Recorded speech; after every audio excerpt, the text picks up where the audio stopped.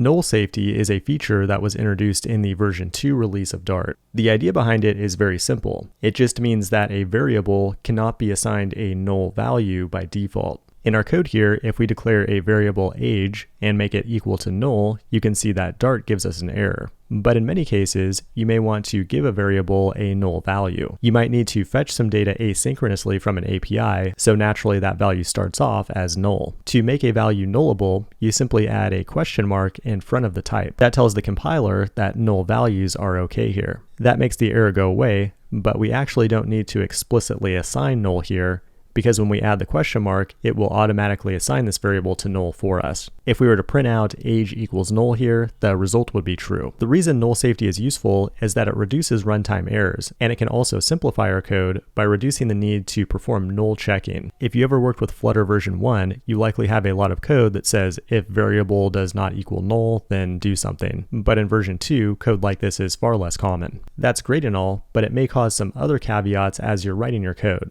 A common one is when you have a nullable variable, but then you want to assign that variable somewhere else to a non-nullable value. Even though both of our variables are strings here, one is nullable and one is not. So if we try to assign one to the other, it's going to create an error. Dart provides something called the assertion operator, which is just an exclamation point that you can attach to the end of a variable to make the compiler think that the value is non-null. You may need to do this to make the two types compatible, but it does increase the risk of runtime errors. You need to be absolutely positive that wherever you're using that variable is not going to have a null value, even though it may have a null value somewhere else in the code. Now, another situation that comes up often is when working with classes and properties. We'll look at classes in detail later in the course, but what happens is sometimes you have a property like size here that gets initialized, but you don't actually define it until somewhere later in the code, like in a method or the constructor. You could solve this problem by just making the property nullable by adding a question mark to the type, but that's kind of a hack because what if the value doesn't actually need a null value?